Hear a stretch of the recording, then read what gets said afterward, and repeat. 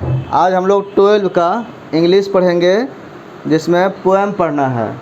पहला पोएम है sweetest love I do not go. Sweetest love I do not go, ये शीर्षक है इस पोएम का। पहला पोएम है जिसका राइटर कौन है? John Donny. तो जॉन डॉन जो है ये इनका राइटर है।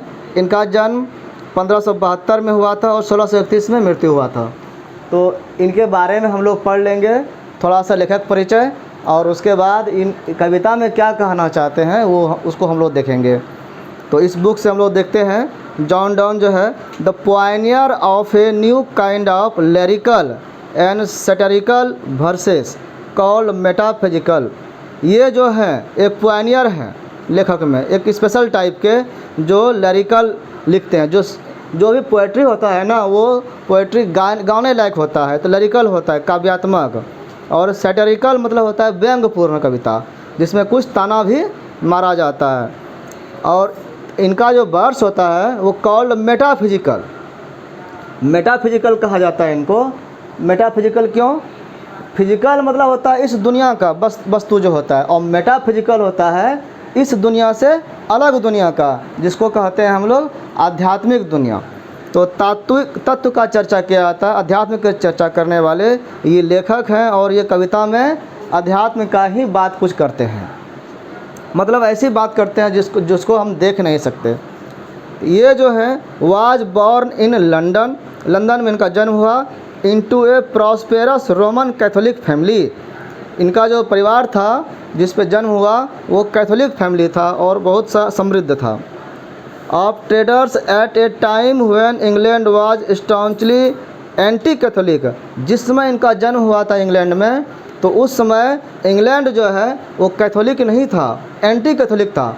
मतलब इस जो लेखक हैं इनका जन्म कैथोलिक फैमिली में हुआ, लेकिन वहाँ का जो राज्य था, पूरा इंग्लैंड जो था, वो कैथोलिक धर्म से प्रेरित नहीं था, वो एंटी कैथोलिक था। मतलब प्रोटेस्टेंट जो होता है, ईसाई धर्म का दो भाग है, एक कैथोलिक एक प्रोटेस्टेंट। तो वो दूसरे धर्म का मानने वाला विशेष रूप से था वहाँ पे। तो एंटी कैथोलिक होने का मतलब था कि कैथोलिक लोगों से घृणा करता था, नफरत करता था वहाँ का राज्य। और इसी कारण से ये कैथोलिक परिवार में जन्म हुआ, तो इसके साथ भी वहाँ पर भेदभाव होने लगा। Donne was forced to leave Oxford University without a degree because of his religion. इसके धर्म के कारण, बिकॉज ऑफ हिज रिलीजियन, इसका धर्म जो था क्या था? कैथोलिक। इसी कारण से इसको फोर्सफुली, ज़बरदस्ती निकाल दिया गया यूनिवर्सिटी में। जब एडमिशन लेने के लिए गए थे पढ़ने के लिए, ऑक्सफोर्ड यूनिवर्सिटी वहाँ इंग्लैंड में बहुत फेमस है, अभी भी ये फेमस है। तो इसमें जब पढ़ने गया था तो पढ़ तो लिया, लेकिन बिना डिग्री का इसको भगा दिया गया, निकाल दिया गया, इसको सर्टिफिकेट नहीं दिया। बाद में इसने फिर दूसरे यूनिवर्सिटी से पढ़ा। ही स्टडीड लॉ, तब इसने लॉ के बारे में पढ़ा। एंड रीड थियोलॉजी, और धर्म से पीड़ित होने के कारण इसने धर्मशास्त्र भी पढ़ा, थियोलॉजी का अध्ययन किया इसने। और ही also participated in 2 naval expeditions. Naval जो होता है समुद्री, उसके अभियान में ये सेक्रेटरी के रूप में गए थे। Become secretary to a powerful noble. ये एक सेक्रेटरी के रूप में, पावरफुल सेक्रेटरी के रूप में समुद्री अभियान पर भी 2 बार गए ये। A job he lost when he was briefly sent to prison. और ये जो इनको सेक्रेटरी का जॉब मिला था बहुत बढ़िया से, तो ये भी ये लॉस्ट हो गया, ये जॉब भी इससे छीन लिया गया। कारण था कि ये समुद्री अभियान पर जब गए थे तो उसका जो मेन हेड था, पैट्रॉन्स जो होता है उसको आश्रय देता, जिसके यहाँ रहता था ये, उसकी भतीजी से इसने लव मैरिज कर लिया चुपके से। तो लव मैरिज कर लिया, तो इस कारण से इसको वहाँ से निकाल दिया गया नौकरी से। तो यही कहा गया कि ये जो जॉब सेक्रेटरी का था वो भी ही लॉस्ट, उसको लॉस्ट कर दिया इसने। कारण क्या था? When he was briefly sent to prison, और कम समय के लिए ये जेल भी गया था, ब्रीफली शॉर्ट टाइम के लिए। और जेल क्यों गया? फॉर सीक्रेटली मैरिंग, छिप करके शादी करने के कारण। किससे शादी किया था? हिज पैट्रॉन्स नीस, उसके पैट्रॉन के भतीजी से शादी करने के कारण इस पर केस हुआ और ये जेल गया। जेल जाने के कारण इसका नौकरी चला गया और जेल गया, लेकिन वो चूँकि बालिग हो गया था, कानूनी रूप से जब केस लड़ा गया तो इसको योग्य पाने के कारण इसको छोड़ दिया गया। Donny accepted ordination in the Anglican church. England के चर्च में इसको फिर एक बार दूसरा नौकरी मिला, और उसमें चर्च में चूँकि पादरी होते हैं, धार्मिक वहाँ पर व्याख्यान होता है, उसका बाइबल का पाठ होता है, तो उसमें ये काम करने लगे। और कुछ दिनों के बाद ही जल्दी he become one of the greatest preacher of his time. उस समय के ये जल्दी ही सबसे बड़े उपदेशक बन गए, प्रीचर बन गए, प्रीच करने वाला, उपदेश देने वाला, प्रवचन करने वाला, मतलब बड़े महात्मा बन गए जल्दी ही। इन लव लैरिसिज्म, और ये लव के बारे में, प्रेम के बारे में जो लिखने लगे, तो Donne broke completely with Petrarchan tradition. उस समय जो कविता लिखने का वहाँ पर सिस्टम था वो पेट्राचन ट्रेडिशन था। उसमें क्या था कि ऑक्टेव लिखा जाता था, ऑक्टेव में 8 लाइन का कविता लिखा जाता था उस समय। तो वो ऑक्टेव को इसने तोड़ दिया और इसने नए स्टाइल से लिखने का कार्य वहाँ पर किया। इंट्रोड्यूस उसने किया एन इंटेलेक्चुअल एंड कोलोक्वियल टोन, एक अलग टाइप का इसने सिस्टम बनाया वहाँ पर। His love poem use the latest discovery of science and geography. अभी का जो डिस्कवरी हुआ है साइंस और ज्योग्राफी में, उसको भी उसने अपने पोएम में शामिल किया। To hammer home a point and combine passion with verbal and intellectual teasing. Hammer home हुआ बोलचाल की भाषा में उसने लिखा, कविता को बोलचाल की भाषा में लिखा और उसको कंबाइन किया, उसको जोड़ा अपने पैसन से, अपना जो विचारधारा था उससे, विद वर्बल एंड इंटेलेक्चुअल टीजिंग, और इस तरह से टीजिंग करने वाला दिया, प्रेरक बनाने के लिए लिखा। Donne was is well known for his song and sonnet. इनको अच्छी तरह से जाना गया, ये व्याख्यात हुए, प्रचलित हुए सॉन्ग के लिए और सोनेट के लिए। सोनेट से कहते हैं, सॉन्ग एंड सोनेट जो है, सोनेट होता है 14 लाइन का, पहले था ऑक्टेव वो 8 लाइन का, इन्होंने कविता लिखने शुरू किया 14 लाइन का, 14 सेंटेंस होता था, 14 पद। और सटायर्स होता है प्रहसन, हास्य व्यंग लिखना, सटायर लिखने लगा। और द एल्जीज वो शोक गीत लिखते थे। एंड सरमॉन्स और उपदेश प्रवचन भी लिखते थे। Genuine poetic feelings, harsh metre, strained and whimsical images characterise all his poetic creation. इसका जो पोएटिक क्रिएशन था इसमें कई विचारधाराओं को शामिल किया गया, जिसमें से अलग अलग विचार का इसका वो ये था, फीलिंग था, अलग अलग उसमें फीलिंग को शामिल किया गया था, जिसमें तनावपूर्ण भी था और सनकी टाइप का भी इमेज बना था इनका। ये हुआ लेखक का परिचय। अब जो है इस कविता का थीम क्या है, इस जो कविता लिखा गया है इसका मुख्य कहानी क्या है, इसको हम लोग समझेंगे थीम से। इसका बैकग्राउंड क्या है, थीम में है कि this was written by John Donne. ये जो पोएम है, कौन poem, sweetest love I do not go, ये जो पोएम है, this poem was written by John Donne. ये लिखेंगे जॉन डॉन ने लिखा for his wife Anne More. Anne More उसके वाइफ का नाम था, जिससे लव मैरिज किया था, उसके लिए उसने लिखा ये कविता। और इन द पोएम, इस पोएम में क्या लिखा, क्या कहा गया है, Donne is preparing to go. Donne जो है, जो लेखक है, वो प्रिपेयर कर रहा है, तैयारी कर रहा है, कहाँ, किस लिए, टू गो, जाने के लिए। कहाँ, ऑन ए जर्नी, एक यात्रा पर जाना चाहता है हस्बैंड, और इसीलिए वो वाइफ को कुछ बात बोल रहा है। क्या बोल रहा है, but his wife is afraid, लेकिन उसकी पत्नी डरी हुई है, वो डर रही है कि पति मेरा जा रहा है, कहे ऑफ वाट विल हैपन, कि उनके टू हिम, उनके साथ पता नहीं क्या हो जाए, यात्रा में जाएगा कोई दुर्घटना हो जाए, लौटेगा कि नहीं लौटेगा, ये चिंता कर रही थी वो वाइफ। तो उसी के लिए उनको समझाया जा रहा था।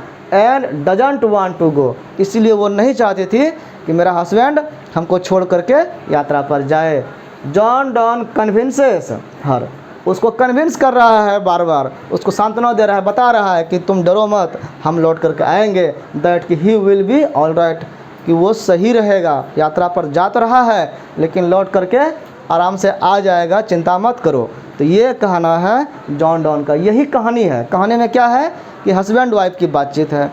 वाइफ डर रही है, हस्बैंड को रोक रही है कि आप यात्रा पर मत जाइए, लेकिन वो कह रहा है कि कोई दिक्कत नहीं है, डरो नहीं। कुछ एग्जाम्पल दे रहा है किस तरह से, तो उसको हम लोग देखेंगे कविता में।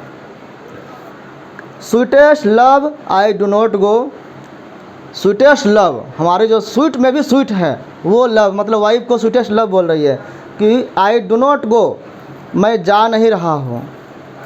फॉर वेरीनेस ऑफ दी हुआ यहाँ पर तुमको लेकर के, यू को कह रहा है। तो तुम्हारे थकान के कारण, कि तुमसे मैं थक गया हूँ, पत्नी को कह रहा है कि तुमसे मैं उब गया हूँ इसलिए जा रहा हूँ, ऐसा मत सोचो। नॉर इन द होप, और ना ही मैं इस होप में जा रहा हूँ, इस आशा में जा रहा हूँ, इस उम्मीद में जा रहा हूँ कि द वर्ल्ड, जो दुनिया है, can show A fitter love for me.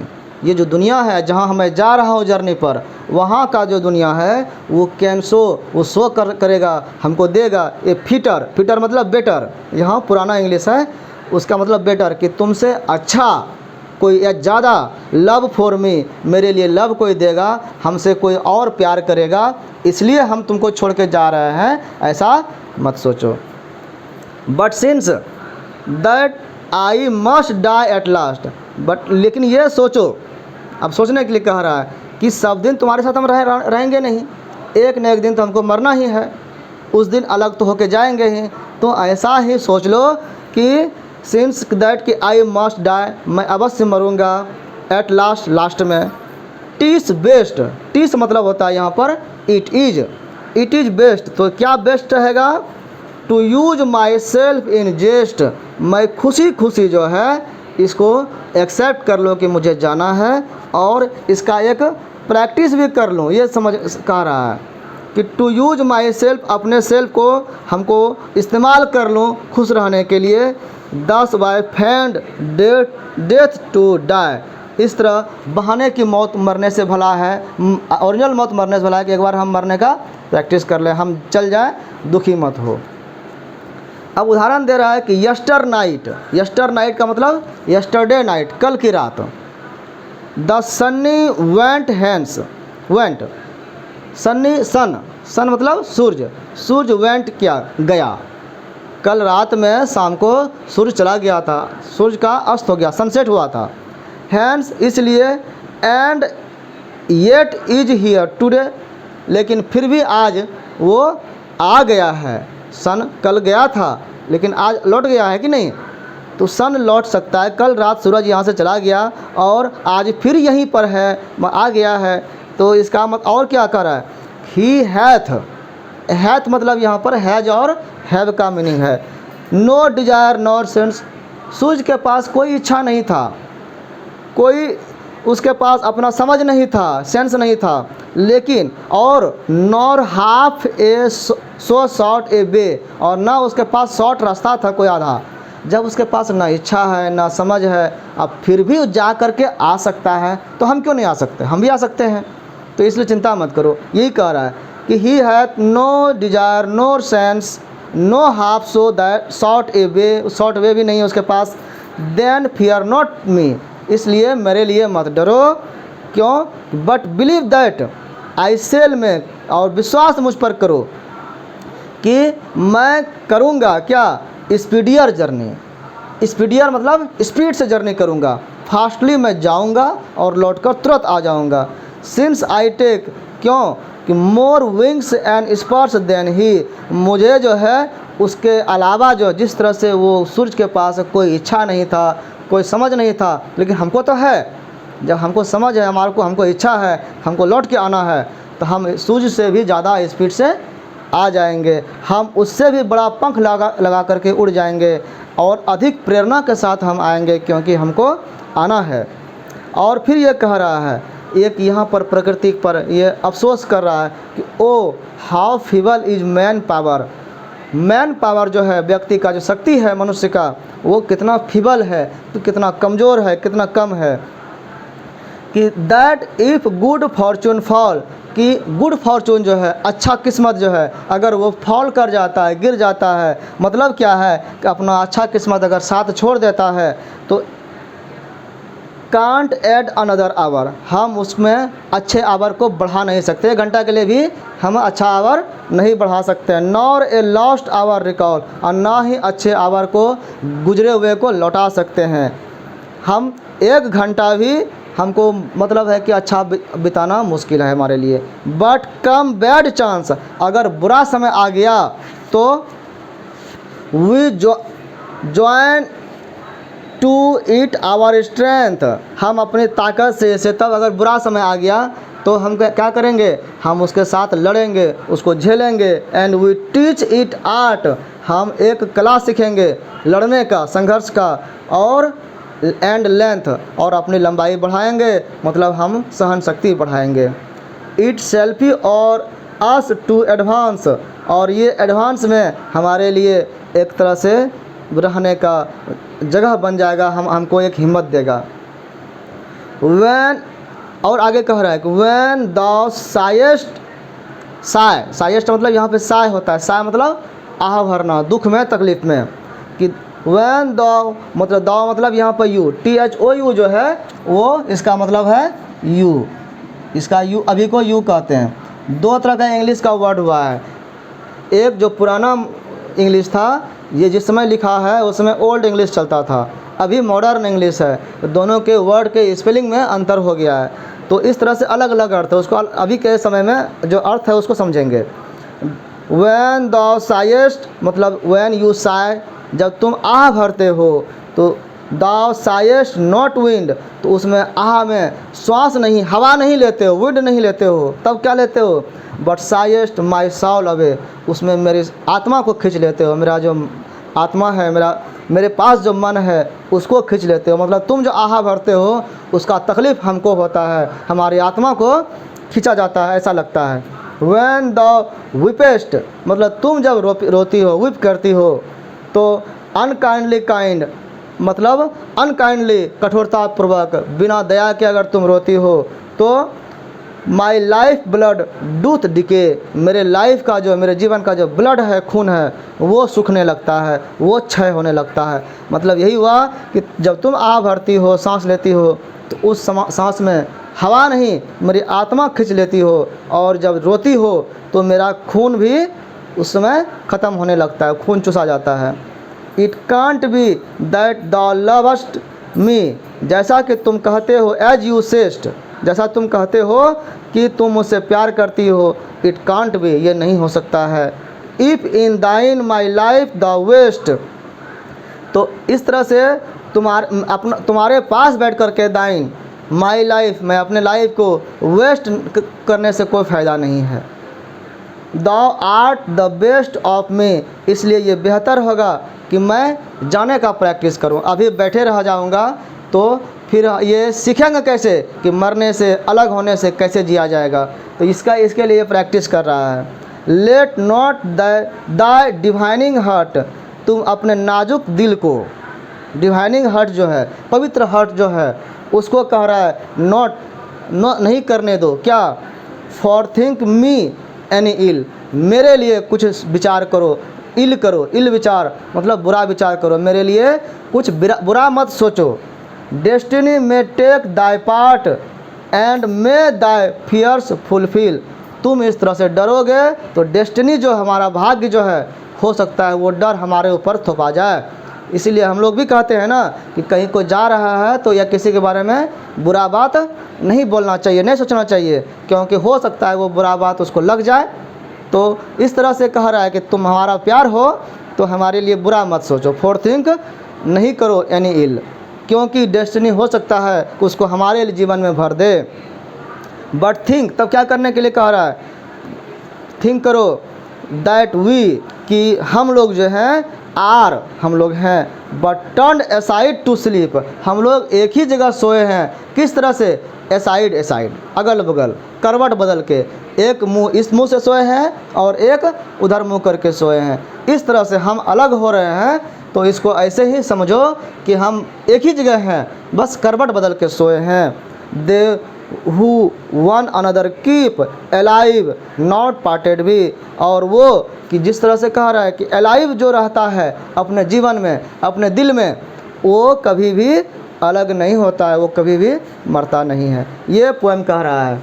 इस पोएम में वो अपनी वाइफ को सांत्वना दे रहा है कि हम अलग कभी नहीं हो सकते हैं, डरने के लिए नहीं। इसी को एक समरी के रूप में हम लोग देख सकते हैं। समरी सा क्या हो सकता है कि sweetest love I do not go, ये शीर्षक है, was compose bye metaphysical poet. ये कंपोज किया गया, लिखा गया है वो एक पोएट के द्वारा जो मेटाफिजिकल है, आध्यात्मिक कवि है, जॉन डॉनी के द्वारा लिखा गया है। He was born in 1572 in London में 1572 में उनका जन्म हुआ। किसका? इस राइटर का, लेखक का। He was forced to leave, उनको फोर्सफुली, उसको ज़बरदस्ती फोर्स किया गया टू लीव करने के लिए, छोड़ने के लिए। ऑक्सफोर्ड यूनिवर्सिटी को छोड़ने के लिए मजबूर किया गया, विदाउट ए डिग्री, बिना कोई डिग्री का। क्यों? बिकॉज ऑफ हिज रिलीजन, उसके धर्म के कारण। कैथोलिक, जो रिलीजन क्या था? कैथोलिक रिलीजन था। He is well known for song and sonnets, ये जो है विख्यात हुए, प्रख्यात हुए, फेमस हुए सॉन्ग एंड सोनेट्स के कारण। इन दिस लव लैरिक, ये जो कविता है वो लव लैरिक है, मतलब प्रेम गीत है, एक तरह से कह सकते हैं इसको। The poet is consoling, console कर रहा है, सांत्वना दे रहा है अपने वाइफ को, हिज वाइफ, अपने वाइफ को। क्या? टेलिंग हर, उसको कहा जा रहा है कि that he is going away, वो जा रहा है दूर, नॉट, इसलिए नहीं, because he is tired of her, कि इसलिए कि उससे वो थक गया है, इसलिए नहीं जा रहा है। और he wants a better women, और एक अच्छी औरत के इच्छा में या खोज में जा रहा है। ऐसा भी नहीं है कि इससे कोई और सुंदर औरत के पास जाना चाह रहा है, इसलिए नहीं जा रहा है।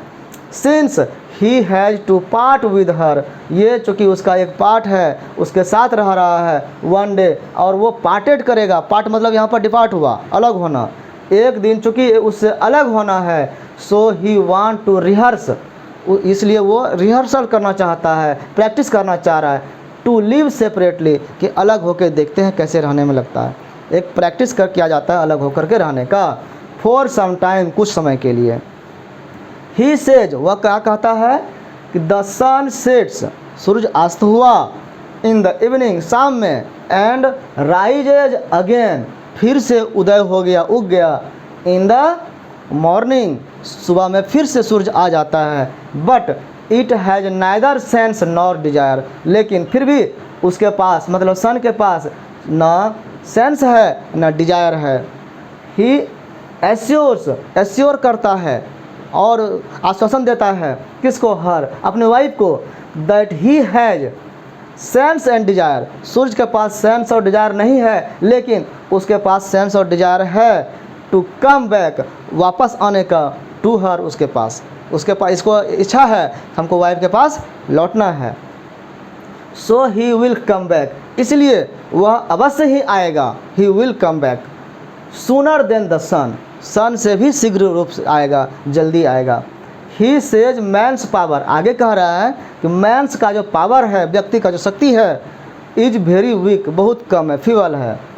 ही टेल्स हर, वो उसको कहते हैं, क्या कहते हैं कि not to say tears, tears मत बहाओ, आंसू मत बहाओ, because that will make him sad and weak, क्योंकि अगर तुम आंसू बहाओगे तो वो हमको फिर कमज़ोर करेगा, वो हमको भी सैड करेगा और कमज़ोर करेगा, उदास कर देगा और रोने के लिए मजबूर कर देगा। He says not to forethink, ये भी कह रहा है कि फॉर थिंक मत करो, आगे के कुछ और मत सोचो, ऑफ एनी इल, गलत मत सोचो। ड्यूरिंग हिज जर्नी, इसके यात्रा के समय यहाँ पर गलत बात नहीं सोचना है। अदरवाइज डेस्टिनी में फुलफिल इट, नहीं तो भाग्य हो सकता है कि गलत जो सोच रहे हो गलत मेरे जीवन में डाल देगा, फिर हम गलत में फंस जाएंगे। तब एट लास्ट ही सेज, वो कहते हैं अंत में कि the people who are in each others mind, एक दूसरे के माइंड में जो रहता है, एक दूसरे के जो हार्ट में रहता है, आर नेवर सेपरेटेड, वो कभी भी अलग नहीं हो सकता है। इस तरह से ये लव सॉन्ग जॉन डॉनी का एक कपल का सॉन्ग है, एक हस्बैंड वाइफ का एक विचार है, एक विरह का अग्नि में कोई अगर अलग होता है तो क्या फील करता है, उसको कैसे समझाया जाएगा वो बताया गया।